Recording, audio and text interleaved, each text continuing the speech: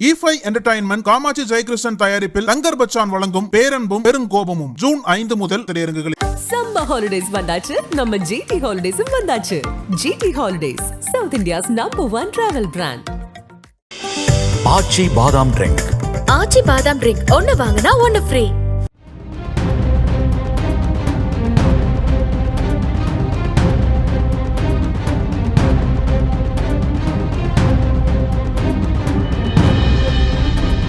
திருப்பத்தூர் மாவட்டம் ஆம்பூர் பகுதியில் உள்ளது நாகநாத சுவாமி கோவில். இந்து சமய அறநிலையத்துறை கட்டுப்பாட்டில் உள்ள இந்த கோவிலில் அதே பகுதியைச் சேர்ந்த தியாகராஜன் என்பவர் அர்ச்சகராக இருக்கிறார். 40 வயதான இவருக்கு ஏற்கனவே திருமணங்களாகி 2 மனைவிகள் மற்றும் குழந்தைகள் உள்ளனர். இந்த நிலையில் தியாகராஜன் மீது திருமணமாகாத 28 வயது இளம்பெண் ஒருவர் சமீபத்தில் திருப்பத்தூர் மாவட்ட SP அலுவலகத்தில் புகார் மனு ஒன்றை அளித்தார். அந்த புகாரில் குறிப்பிட்டுள்ள தகவல்கள் ஆம்பூர் சுற்றுவட்டார பகுதிகளில் பெரும் பரபரப்பை ஏற்படுத்தியுள்ளது. ஆம்பூர் பகுதியைச் சேர்ந்தவர் 28 வயதான பிரியங்கா. இதில் அந்த இளம்பெண்ணின் வாழ்க்கை நலன் கருதி அவரது பெயர் மட்டும் மாற்றப்பட்டுள்ளது.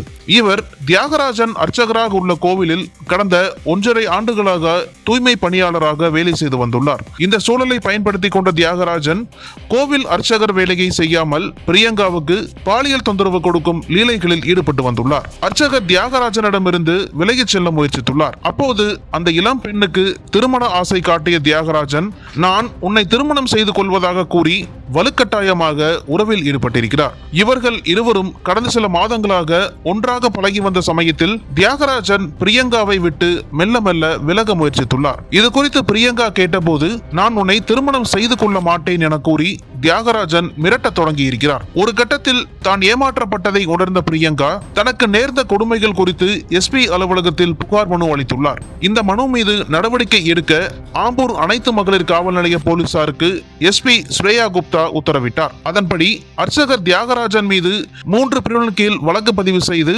அடுத்த கட்ட நகர்வுகள் மேற்கொள்ளப்பட்டன. அப்போது தான் கைது செய்யப்படுவோம் என தெரிந்து கொண்ட அர்ச்சகர் தியாகராஜன் போலீசிடம் சிக்காமல் தலைமறைவானார். போலீசார் அவரை தீவிரமாக தேடி வந்த நிலையில் புதுச்சேரியில் உள்ள உறவினர் வீட்டில் பதுங்கியிருப்பதாக தகவல் கிடைத்தது. அதன் பேரில் உடனடியாக புதுச்சேரிக்கு விரைந்த போலீசார் அங்கு மறைந்திருந்த தியாகராஜனை அதிரடியாக கைது செய்தனர். தொடர்ந்து அவரிடம் மேற்கொண்ட தீவிர விசாரணைக்கு பிறகு தியாகராஜனை நீதிமன்றத்தில் ஆஜர்படுத்தி சிறையில் அடைத்தனர்.